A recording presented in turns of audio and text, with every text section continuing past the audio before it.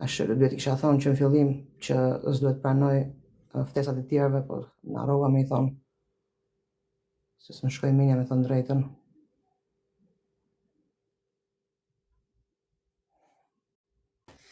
Oh my God, I'm so sorry. Okay. I thought someone's coming. I should have said that from the beginning. It totally skipped my mind. We never accept invitations Okay, from people. so they come. People come and want to join the live discussion or what? Just random. No, I don't know people. If I don't know them, they cannot join my live. You cannot open your live to randomers because you will get the most crazy people that will. Okay. It will ruin your night basically. So let's not. Yeah. Okay. So yeah, we were talking about. They cannot. Yeah. Okay. Keep that in mind. Yeah, that's exactly what. So you have to give up. So that's still a very patriarchal concept. So you can be part of us. You are accepted in our society as a man, but you're not allowed to have any kind of sexuality. So this restriction is also very, of course, male dominated. Yeah. In one particular moment, Diana in a studio, she expresses herself and she says, and even when she's in the rowing boat, she says, you can refer to me as either he or she, doesn't matter. To me, it's the same. Yeah. To me, this means non-binary. Yeah. To every non-binary person, this is a non-binary identity. She also speaks of not having any sexual feelings, which means she's asexual. Yeah, but this interview is very interesting because he says to her, this guy in the show, which is very uncomfortable, actually, and very overstepping boundaries. The way he talks to her is very. I mean, that was. But he said, but she reacted quite cool. I mean, you could see that many people already had asked her that, and he says to her, "So, do you have any kind of feeling, sexual desires for the opposite gender?" And then she answers, no, you can come up to me and kiss me and touch me. I would never feel anything for you.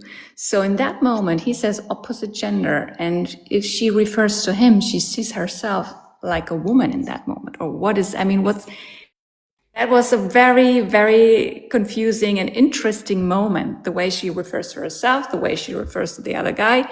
And then at the same time, she would say, I have feelings. I only love nature. That is my only feeling of desire or love, or is beauty and nature. So is she an asexual person? I don't know. We don't know. I mean, as long as the person doesn't say it to me, maybe she just says it, just like she feels. She doesn't feel it.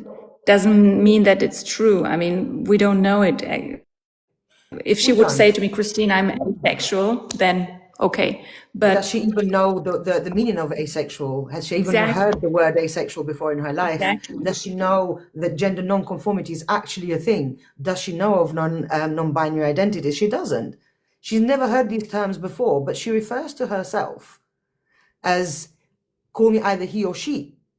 Yeah. So there's two energies, and she's fine with being either male or female, either identifying as male or female. And for me, it was an affirmation that, Albanian people that feel both like I do, both male and female, do exist. I'm not the only one. And whether they call themselves, whether they latch onto the label or not, that's a completely different question. Labels are just there to guide us, I think, to give us a better understanding of ourselves. We're not firmly attached to the labels. We just need them to help us understand what we're going through. This is how I see it anyway. Absolutely. And when she speaks of not having romantic feelings for any human, and just for nature, I mean, she's describing asexuality, where people do not have these feelings and they're just in love with nature. The lack of information for these women, considering they live in Albania, in a very patriarchal, very suppressed society, where the information about gender non-conformity is very, very limited.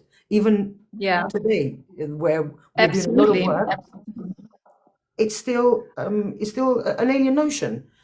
Although, I mean, I mean, Diana is she's very educated, and she didn't live far away from Tirana, so in Durrës. And she was in contact with this whole women feminist groups, also with the LGBT groups. I mean, she would go on. So I can imagine that now that she became older, maybe got in touch with these terms more.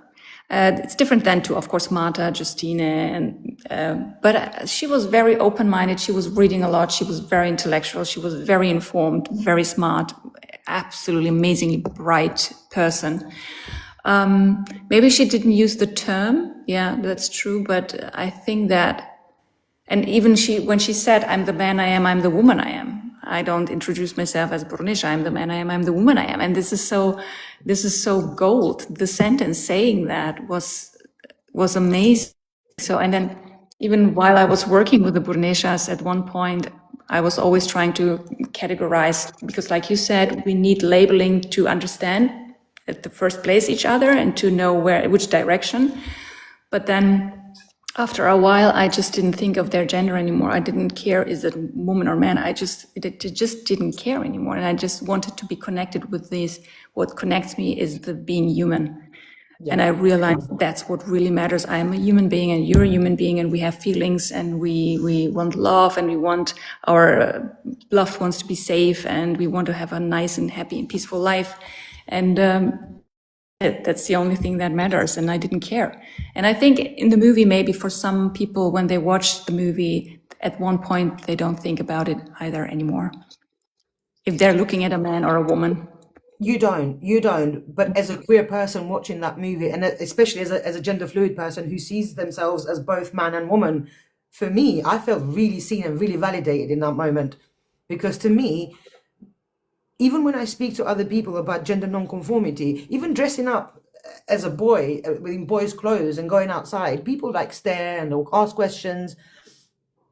You always feel a little bit odd, and you always feel a bit out of place, and you always feel like, because people love to come and tell you there's no such Albanians, whereas yeah, they are. They have been all the time. Here we have 6 gender non-conforming women who have lived through the most oppressive of times, such as communism. I mean, yeah, it's very reassuring and really validating for a lot of us. Another thing that I noticed, that I fell in love with, is the way that Bedria protects the women in her car, in her van. Yeah, so funny. I mean, she separates the men from the women unless they're related. They cannot sit together. She will have a go at men if they even try something with the girls. She will get people off her bus if they even try something with the girls. Yeah, I found her so amazingly inspiring, and I also saw a little bit of myself in her as well. I'm always the driver, and I always make sure that all the girls at home, they've gone inside the door before I leave. I have to watch them go inside, just in case some randomer will like try and do something whilst I open the door, because we've heard so many stories, and you get scared. So for women, we look after each other because we know what it's like to be a woman. We know how dangerous it is to be walking at night as a woman. So I get it why she was calling you and telling you, go home, because that's who she is. She's so protective of all women, like super protective. What a G. Yeah, totally. And on the other side, I thought, how sad that you sit in a bus and you're driving somewhere and you always have to be aware, and someone might touch you or lean over to you too much, and it's daily business. And that's why she just she wants to prevent it, because it happens permanently, and that the women are so exposed still by these. I mean, that was really heartbreaking also at the same time to realize that she has to be so strict, because it's daily life. It happens all the time. I mean, we also in Berlin or in UK and wherever, we also experience these situations, but there it must be, I mean, worse. In Albania, what I've noticed, I think what happened during the 90s and what followed it, it's left a lot of gaps in education, a lot of gaps in family life, a lot of interruptions in people's growing up, different stages of adolescence, different stages of childhood. So all of these traumas have affected Albania as a whole. And secondly, the way that we raise our men, it's a bit narcissistic, I think, the way that we pay so much attention to the fact that this is a guy and, we must shoot guns in the air if it's a boy, but if it's a girl, do you know what I mean? It's not that big a deal. And then you see mums fussing over their boys and the girls are just there to serve and be a bit of on the side, not really the main character, but always complimenting the main character who's always the brother of the house. Yeah. This is something that we need to change as a culture. It's going to take us time. We are very aware of this, but it has left a lot of gaps in the way that young men behave with women as well. Yeah. Yeah. We have one of the highest rates of femicide in Albania and Kosovo. DV is hardly reported. When it is reported, it's not taken seriously. We have a real issue with predatorial men. I mean, the problem that's globally in Albania, it's quite sinister sometimes because of what happened during these periods of time, and because the government is so corrupt. Women do not have the protection that they need, nowhere in the world, but in Albania even less so. Because at any point, I've spoken to women who have tried to report rape multiple times. Nobody has even taken them seriously. Even the policemen tried to rape them. Like, where do you go? Yeah. So I totally understand why Badri is so overprotective, because she wants to prevent that from happening. She knows. She's heard it. Yeah, She's absolutely. Women go up to her and tell her these things. And her and, was it Sania, the one that went to New York? Yeah. They were friends, Sanya, right? Yeah. They were both in the same pool. In the way that they explain the way that they protect the girls, so they would be on one side and the other one on the other side, and the girls would be in the middle, and no one could try anything with these girls because they will flip out. I thought that was, I don't know, I was inspired. Yeah, totally. And that's what you said. Most Albanian men, they're raised like mothers. I always said they're like a little bit of mother's sons. And I also met a Burrnesha. I didn't have her in my movie, who became a Burrnesha because she needed to support her brother, because her brother was so incompetent. Joel Hasreti. He didn't have to do anything at home, so he didn't know how to work. He didn't know how to do anything. And so she started to support her brother. She lived as a man and stayed with him, to be next to him. So, and then I think there is, and I just got a book because I was in Jakov, and I got a book from a shop where they explain in a very simple way for foreigners how Albanians tick. And there's like really this gender thing that the girls are raised to serve the brother, and then later the husband. It's really part of the culture. So and I was when I was shooting in Albania, that was the funniest thing. My the DOP is older than me, so every time we went somewhere, even with the Burneshas, when I met the connections, and when they came, they first greeted my brother, and then they would greet me, or first my brother or any other bloke, and then me. And then my nephew was with me, and my nephew is, of course, younger than me, much younger. And they would still, although I was the person who engaged in the whole project the most, they talked with me all the time. But when we were meeting, they were first saying hello to my brother, then to my younger nephew, and then to me. And the coffee was first served to my brother, then to my nephew, and then to me. And that went all the way along. And now it's still the thing. It's first the man who gets served, then the man talking all the time. And this is quite interesting. I mean, and the women with their potential, the smartness, of course, the gap is becoming bigger and bigger. I mean, the smart girls, I mean, look at the women from Kosovo and Albania who are out in the world, super successful, super smart. And what you're saying, the gap it's becoming bigger. Yeah, definitely. And with Petri and Sanya, they were used to it that the boys would chase the girls and they wanted to protect. But at the same time, which was very interesting, they had a very conservative opinion about how a woman should live. Because at that time when I was shooting, I was a single mom, And Sanya couldn't believe it. She said, Kristine, you need a man. You need a partner. You cannot live. How do you live alone on your own? She just had no imagination how that works. And I said, no. And then I said, but you're living alone. You also don't have a man, and you look that's why you look so fresh. And so I was joking. And she would all the time. And then at one point she would really call me and then I said, okay, Sanya, if you find a nice man in New York, you can introduce me to him. So we were joking around. And then now I'm in a relationship, and I told her, and she immediately called me and said, I want to know everything about your boyfriend. And she wanted to know everything about him. It was like secondhand love. It was really interesting. For her, her opinion was clear. A woman has to be in a relationship. She can't live alone on your own. It's impossible. No.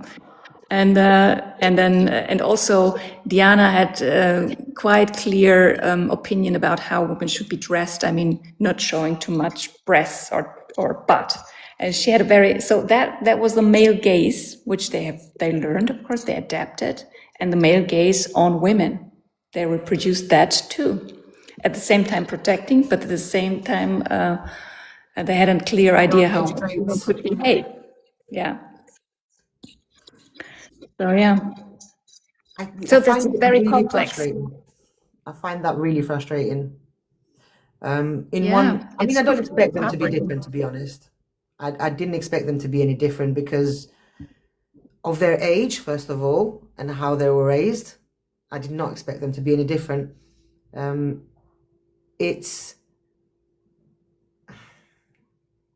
It's quite shocking that they still think that a woman cannot be by herself. I didn't know that, this bit. Well, so maybe she also thought about, I mean, Sanya, she did it in a very soft way, because maybe that was kind of her own desire of projection, like, you should have a man, it would be so nice. And then she was so happy for me at the same time. So it was like more also the feeling of maybe her own projection a bit, because she never had that. Yeah. But Petri, for example, for her, it was never a topic. I mean, I always was very open with my life too. And I knew that my way of living is so different than for every typical Albanian woman or Kosovarian woman. But I didn't want to hide anything and say, yeah, I'm married. I said, no, I never got married in my life. I have a child. Yeah, that's fine. But Petri, that was very interesting. She always said to me, you're like one of us, you're a Burrnesh. That was her statement for her. That's how she saw me. So being like in charge or like, so yeah, it's a very complex subject. And for example, Justine, the one with the herbs who had that niece, her niece was very, very like feminine, like showing and nails and makeup, and she loved that. For example, she was zero judgmental about the niece's outfits. On the contrary, she loved the feminine beauty of her niece. She was younger, I think, wasn't she? She was a bit younger than the other. Yeah, she was a bit younger than the other. Yeah, a little bit, but not much. They were all like, the youngest was Lume, she was 50, and then they were like up to 60, and Marta was the oldest. Do you have a favorite? Who did you connect with the most? Who did you find that you could be friends forever? Definitely Sanya. Yeah. Well, I loved all of them. I love all of my I don't know how to. Yeah, absolutely. Because they're so different, and Marta was with her gentle, fine way of just her existence. There was so much beauty in her fragility and her strength at the same time. She reminded me so much of my mother, Marta, very much. But Sanya, I remember when I met her the first time with my brother, we went to New York, and we met her outside in a suburban village, and she was standing at the street waiting for me for the first time that we met.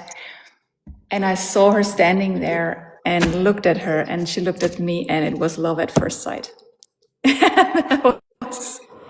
the spark was there immediately. It was like, wow. And it was like I'm meeting my sister or something. I don't know.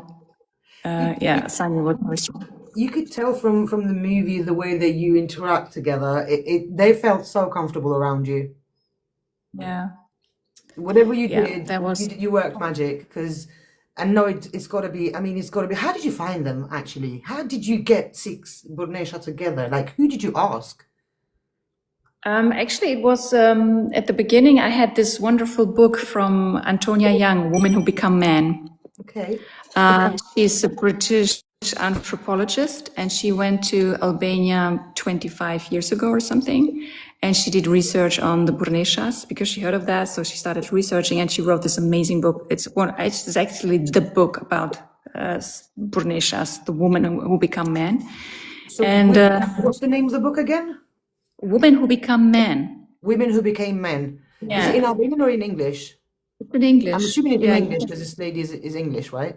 yeah, exactly. And she described the idea behind it, and then she found the characters. She was traveling around, and she found the characters. So in the book, you have the name and the village of the different Burneshas. So I would just go into the village like Baramsuri. I know that there is living, I mean, Sanya must live there, Bedri must live there. And then you go to the gas station and ask, do you know Bedri, the bus driver? And then of course, everybody knows everybody. And then 5 minutes later, you sit down with her and having a coffee. So, and Bedri was friends with Sanya. So we got the contact to Sanya. And Diana was very known in the Albanian press already. The journalists knew her, so we contacted journalists, so they knew her. And then she was again friends with Kristine, and Marta I found through a DOP from commissioning editor from Austria, who many years ago made a little piece about her. So we got them together, and Lume was also through Bedri. Wow. So yeah, and then we of course had to introduce ourselves, promise that we were going to work. I mean, they already then got to know us and me and felt comfortable. And then we went again and again, and we really took them on our journey. And in the end, with the promise to show them the product, because many times they never saw the finishing product. Journalists came, made pictures, they never saw them. It was a big disappointment for them. That was very sad. A bit exploitative. It's exploitation. That's exploitation. Totally. Going to take someone's story, use it, and then discard of them like they never meant anything to you because you came, you took what you wanted, and you pissed off now. That's so rude. Yeah. That's very rude. Yeah, that's very rude. And so Bedri was really harmed because there was a film team from Poland many years before her brother died, and she was inviting them to her home, and they were filming, and she never got the material, and she really cried in front of me and said, "There's my brother who doesn't live anymore, is in that material," and they stayed with us, and she felt like so humiliated. And then I thought, okay, that can't be true. And we started researching what team was that, where, and then we found the producer of that project. He said, okay, can you just give the material at least? So in the end, we got the link so Bedri could see at least get the material. Is this material because of course again? Is this accessible anywhere? I don't think so. I think that I've sent it to Bedri, but I don't think that it's accessible publicly anymore. What a shame. But this was, but this is something really where we had to. There was everything was burned down from people who were there before us, mostly not from Albania, of course, because they didn't know how to behave, and that you just behave properly when you go into someone's house and when you give your word, and then basically that's what they did. They used them. Just like any colonizer does. They come, they take what they need, and they fuck off, and they don't leave anything behind. They have no regard for the emotions of the people that they used. And no respect, and so that was. But like I said, after time, they opened up more and more, and then in the end, they got the project. I'm so glad that you were able to. For the women that have passed, especially. Well, one of them didn't get to see it, did she? Yeah, neither Diana didn't see it and Marta didn't see it. No, both of them couldn't. But Marta's family, because she has so much family around, we are like still on Facebook. And then when they see our Instagram, when they see I'm posting something, and the German poster, and there's also Marta on the poster, and they always get love hearts from them. So yeah, it's still kind of. Marta was also Yeah, one of the heritage. that really, really impressed me. I mean, at first I thought she was just, a granddad. Yeah. I could have never, unless someone told me, unless I was watching the movie, I would have never guessed that she was a woman. Never in a million years. She looked like a granddad. Yeah, totally. And Bedri as well. She looks very manly. Yeah, You you have to would really never look know. to see that she's a woman. She's taken the transition to think that she's not taking any hormones or anything. None of these women are taking any hormones. This is just a social transitioning that they've done. Yeah. Yeah, absolutely. Yeah, they don't take it. That's the question I many times get if they're taking hormones. I say, no, of course they don't take any hormones. But the thing is that what was also so interesting for me to learn through the Burneshas was how powerful our mind is, so that you can really decide who you want to be. I mean, if you start with the thinking, then the speaking, then it becomes your character, and then it becomes your destiny. It's really all based in your brain and your thoughts and the way you think about it. And that's with Bedri, 100%. She reproduced manhood, and she wanted to be a man and lived like a man, and she became a man. Yeah. I think there's a lot of gender non-conformity in there. I'm just going to say gender non-conformity because I can't put labels that people have not claimed for themselves. I can only call it as it is. But it has paved the way, and these women are part of queer culture, queer Albanian culture. They're living examples of not conforming to how you're supposed to do as a woman, especially as a woman, because we are so oppressed in our cultures, so incredibly oppressed. I remember growing up, my voice never mattered. It never mattered. It was like, you don't know anything, just you don't know anything. So even now, I have to really raise my voice to be heard. And I see that in a lot of Albanian women, because nobody listens to us, we end up so frustrated that we have to raise our voice and lose our temper in order for people to pay attention. And it's across the country, it's across our culture. And it's something that I think Burneshas, they're an example of, as a woman, you can, have all these rights and you can do these. And like you said, it's all in your head. You can, if you decide in your mind that you will do something, you will end up doing it, so long as you decide in your mind. And even though for some of them it wasn't their choice, which is quite sad as well.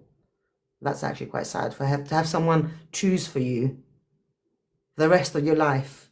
I mean, I saw when Sania was speaking, I saw that. I mean, she didn't have to. It was there. Everybody saw it. You could see in her eyes. There was another one, the youngest one. What was her name? Was it Lume? The youngest one? Lume, yeah. Lume, with the one with the chopping with the wood in the snow at the beginning. That's Lume, yeah. I mean, I don't know. But for her, it was more the feeling that she doesn't want to live like a woman in that society, which I also can understand. I mean, that must be really hard when you go this path. And but I think at the same time, for example, with Bedri or with Diana, they fulfilled their duty. And it's all, they just, and this fulfilling a duty is still seen as something more valuable than your individual luck and happiness. It's the given best, isn't it? It's the promised, Yes. the Albanian best. Once you do that, then there's no going back. There's no going back, and then you also know you had your life had a purpose. It had a meaning. You sacrificed something for something bigger, and it was the family, or for the surviving, or for whatever. And I think this is also something which we, especially grown up in the Western culture, where it's more about individual happiness, and so it's harder to understand I think living there, and especially Albanian culture, the children are the extension of the parents physically. They always have to make the parents happy or serve the parents. That's the most important thing. So it's a different mindset. And I think for themselves, their life had a purpose and they fulfilled their duty. Like Diana said, I have the feeling that I had to make my parents happy because they lost a son before I came. So my duty was to make them happy and to replace the brother. And she fulfilled it. And so she can go from this world and said, I did something. My life had a purpose. So yeah, that's a different mindset just than to us maybe, where we tell our kids, yeah, expand, be yourself, look what's making you happy. But it's maybe too extreme because we live in a community. I think the solution to most problems is balance, isn't it? Having a good, healthy balance between having your freedom and your responsibilities, and then, taking the advice on board, the advice of other people, and the balance that we all seek. I think it's going to take a while until we get there, but we are starting to break generational curses. I think the Albanian millennials are breaking a lot of generational curses, a lot of generational trauma. We're breaking those chains that has kept us hooked to certain traditions that really is just peer pressure from dead people. I mean, let's call it as it is. Certain traditions that weren't even ours. They were forced onto us. If we look at Albanian history all the way through antiquity, all the way to Illyrian history, we have always been the strongest women in the Balkans. The Illyrian women had the right to have property, they had the right to choose their partners, whether it was a man or a woman. They were openly polyamorous, and there's a lot of evidence for this throughout history. And what we saw after the Ottoman Empire and after so many invasions and colonizations from the first century with the Greeks and then the Romans and then the Turks for 500 years, we have almost forgotten our own original culture, which is, I think, it's really sad because we were very unique as an indigenous peoples that we are to the Balkans. We were very unique, and we have such an old and ancient civilization that unfortunately it's been erased from our history. It's been erased through colonization, and it doesn't help that our government doesn't protect our historical sites. Instead, they build hotels on top of, very ancient buildings in Durrës, for example. And it's heartbreaking. It's literally heartbreaking to watch your culture be changed drastically, erased, most of it, and then you are sold off a different kind of how you should be, restrictions, heterosexuality, the nuclear family. These are all brainwashing, just brainwashing us all, and we all fell for it. And now we have to undo all of this work so that we can go back to our own authentic selves that we've always been. Yeah, I totally agree. I mean, but at the same time, there's so many wonderful things happening. The Pristina Queer Festival for me was just mind-breaking and blowing. Just to have a festival there, a queer festival in Pristina, and they're showing my movie. And I mean, I went every summer of my childhood. I went to Kosovo to see my relatives, and it was like men there, women there. And to feel that, this is happening in this country and I'm still alive and being part of it, it was amazing. I just was sitting on the stage literally and my tears came. I mean, it was so wonderful. So there is energy, there is transformation. And I mean, doing this interview now and doing something, there's so much happening at the same time, so many good things happening. People in Albanian television discussing about, is it right to show the movie House with the Voice or to show Burrneshas on the queer festival, and people having a discussion about it. Great. I mean, let's talk about it. They're talking about, and that is, that's wonderful at the same time. But yeah, there's still a long way to go. There's a very long way. a long way. Very long. For the whole globe, to be honest with you, but especially for us Albanians who are about 100 years behind everybody else. Yeah, But hopefully we'll for the get whole there one globe. day. I agree. I can't wait to see this movie. I know that you've shown it in Berlin. We've shown it in London on Independence Day, which for me was it was everything. I have always wanted to do something, but I never thought that I could get enough people that are open-minded enough, that are work enough to come and join whatever it is that we're doing, because I'm not doing anything that's basic or mundane. I'm doing something completely different from everybody else. And a lot of people call me and say, you're crazy, you know, you're wasting your time. And I'm like, well, let me waste my time in it. We'll see. No, it's I amazing want to what see you're this doing. I movie mean, that's everywhere. so precious. I want to see this movie everywhere. We're showing it Yeah. again on the 6th and on the 8th of March in London. And I am speaking to So on the so many 6th, I'm people. coming. On the 6th, you are, I'm yes? on the 6th. Kristine will be there Yeah, on I the will be 6th there to answer any for a questions. Q&A. So anybody Yeah, that wants to come and watch the movie, you get to meet Kristine as well. This is on the 6th of May, of 6th of March, sorry, the 6th of March, which is in 2 weeks' time. Not this week, next week, next Friday. next Friday. I'm not this Friday, but the Friday, yeah, the Yes. Friday after. We cannot wait for it. We cannot wait. On the 8th as well. Are you going to be in London on the 8th? No, I have a London, a Berlin screening on the 8th too. So many things There's happening. So many things yeah, happening. great. I really wanna show this movie. I'm speaking to so many people who love the idea. I've shown a little clip of them, and everybody is like, "Oh my God, we have to show this. We have to do this." So Great.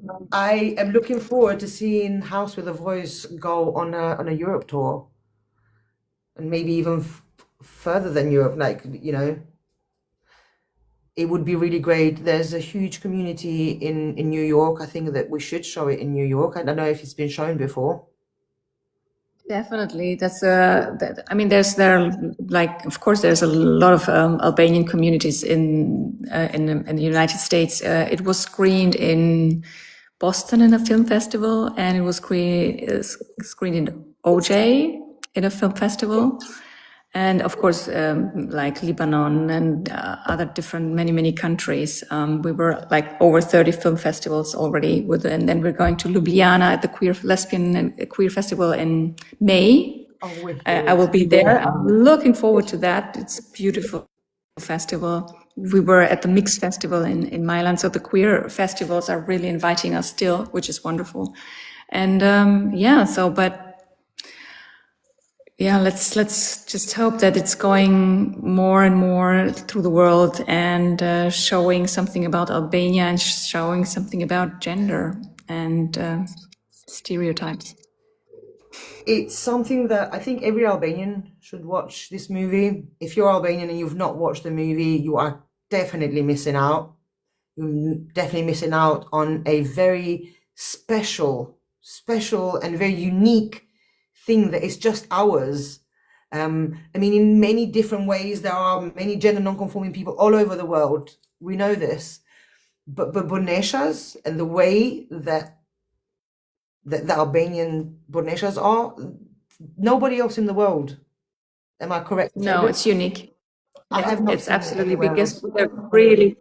Yeah, I did a really long research. We really went through the media and newspapers, and I tried because we thought, okay, maybe is there something similar?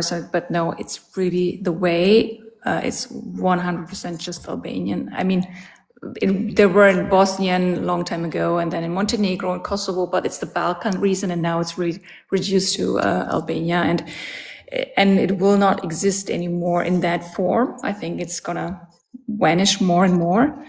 And so that's also a nice thing to have it for the archives, just to see that this existed for centuries. And to have this kind of connection through this movie, I think is really important. It's really, really important. Yeah. I wanted to say something, but it kind of went now. This is what happens when you have ADHD. I have so many things in my head, and all of a sudden they all pop out. Në Londër do jepet filmi në datën 6 mars, Bina, dhe me datë 8 mars. Biletat i ke në bio në linku, nëse shko në profilin tim në bio, ke linkun e biletave. Mund ta marrësh aty. link is in bio. Në HWK in Hackney dhe Popular Union në South London. Dhe me thënë, janë 3 screenings gjithsej. Një është në Popular Union në datë 6, ndërsa 2 janë në HWK, që është në Hackney, një në orën 2 dhe një në orën 6. Mbas filmit, mbas orës 8, kemi të ftuar këngëtar, performues, kërcimtar dhe DJ, cilët do na japin disa orë për të festuar me qenë se është 8 marsi, menduam të bëjmë dhe një bilet linkun e ke në bio në profilit tim. Nëse shikon të King Lira, poshtë emrit tim janë 2 linkje aty. Njëri për tyre është i biletave. Nga 6 do jetë në Popular Union, do kemi një kohë të shkurtër me të që t'i bëjmë disa pyetje, mund ta takoni vetë personalisht. Do me thonë është një shans shumë i rrallë, është shumë shans i rrallë, mos e humbisni. Unë do ju sugjeroj atë gjithë, nëse nuk e di, unë kam sjell gjithë familjen time dhe do sjell mamin këtë radhë, të shikoj filmin, ajo është shumë e gëzuar që do vi ta shikoj. Aq më tepër që është në datë 8. I kam treguar pak për filmin, ajo ka njohur vetë Burrnesha, se është rritur në Shkodër, kështu që ka njohur vetë Burrnesha personalisht. Shumë njerëz këtu më kanë folur për këto Burrneshat, biles një 2 djem që unë pi kafen te kafja e tyre në Londër, i njihnin Bedrien edhe Sanien. Të dyja. Wow. Really? Nga Veriu. No way. From up north. They know them, yeah. They actually knew the women. They're like, oh my God, I can't believe that. I know her, I know Bedri. He's like, I'm sorry. And a lot of people have come in. I had Diana's nephew come on here and say, that's my auntie. And that's how I heard that she passed a couple of years ago. And I was really upset again because I really wanted to meet her. Really, of all the women, she's the one that I really wanted to meet. And I'm so gutted that I don't get to meet her. Like a dandy. Yeah, she was really a dandy. Like, it's amazing. You know, there's a moment when she's walking, and then there's a woman that's sweeping the road, and she just goes like this to her, and I'm like, oh, that's the moment. For me, I fell in love. That was it. I was like, oh my God, she's a gangster. She is a G. The way that oh my God, just praise. I hope she's in heaven. I mean, sure, obviously she's in heaven. Where else would she be? She's definitely a gangster. Yeah, she was. Yeah, she was very big-hearted, and she would get upset very easily with people when it's not working like she wanted the people to behave. She had a very clear idea how people should behave, and also when we were shooting, she would just on the street start a fight. Because, I mean, like, okay, Diana, no problem, we'd get another solution, but she would really, yeah, she was really... a little bit autistic to me as well. She's giving me autistic vibes because... Like I said, and this is why it makes sense why I love her so much. I see so much of me around her because I am the person that I'm really cool, but I will lose my temper if things don't go my way. And that's me, my autistic, because I'm so set in my autistic ways, and my autistic logic says this is the correct way. It needs to be done the correct way. It's not about being right or wrong. It's about being correct. Yeah, that's exactly how she was. She had very clear opinions about that. That was interesting, yeah. I love that. Kristine, thank you so much. We've been on for about an hour. Thank you so much for your time. I really appreciate you. Thank you for making such a beautiful project. It's taken you a whole 10 years for doing to finish it. this work. Yeah, and thank you. Thank you very much for organizing this. No, it was a big honor, and it's a big pleasure, and the whole organization, everything, the screening we had in London last time, and I'm so much looking forward to the next screening, and it's for me a big honor and a pleasure, and thank you for all your efforts you're putting in to show this movie to the world. Thank you very much. This is the least that I can do after the 10 years of work that you have done. This is the absolute very least that I can do. The very least that we as Albanians can do is spread the word out and get everybody to come and watch this movie. It has English subtitles, so even foreign people can come and watch it. They will understand it. it's in Albanian, and your mum and dad will understand it. Your aunties will understand it. Yeah. Even your granddad and your grandparents will understand it. Yeah. So it's for everybody, really. It's That's for the nice everybody. thing. I have literally invited Yeah. everyone to come and watch this movie because it's such a huge part of our culture. And like I said, it's so unique to our culture as Albanians. Yeah. We shouldn't forget this. We should definitely not forget this.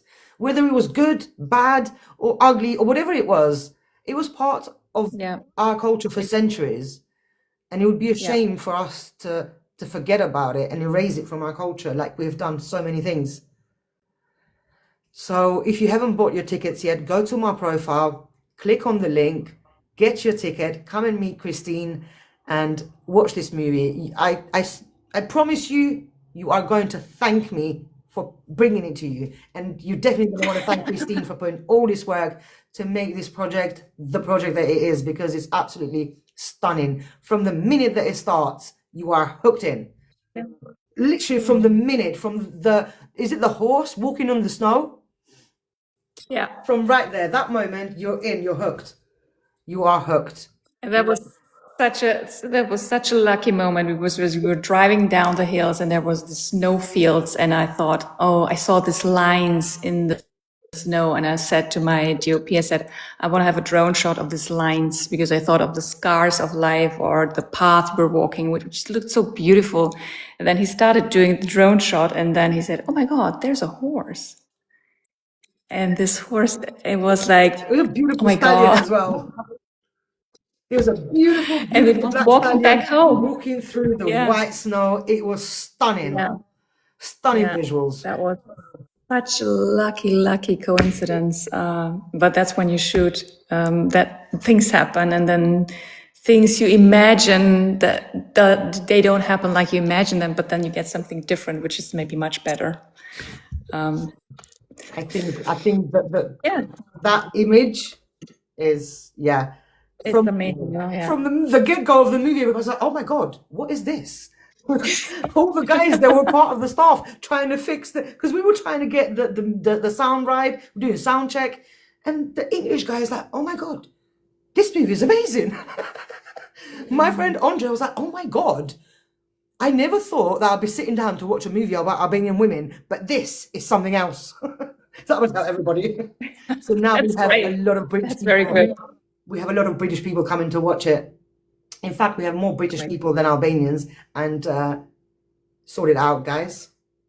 You cannot have more British people to watch an Albanian movie. That is not right. Në Itali mundet ta sjellim filme dhe në Itali, kam disa plane për momentin. Së shpejti, qëndroni me ne. Ju a thash, ky film duhet bëjë turin e Evropës. Aty ku janë gjithë shqiptarët, gjithë duhet ta shikojmë, sidomos ne që jemi në diasporë. Fëmijët tanë duhet ta dinë kulturën, traditën tonë, duhet ta dinë historinë tonë. Duhet I kalojmë fëmijëve tanë diçka.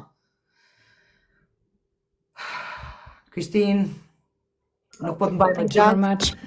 Shumë faleminderit. Dhe me zor pres të shoh prapë me datë 6. I'm looking forward so much.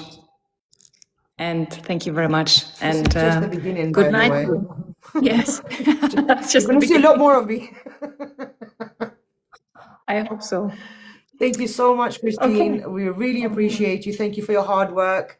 Thank you for being so sensitive with this subject. Thank you for doing justice to these women who have been taken advantage of this whole time. You kind of balanced it out for them, I think, a little bit. They deserved better. That's it. They deserve better. And you gave that to them. Yeah, definitely. And I'm so happy that you did.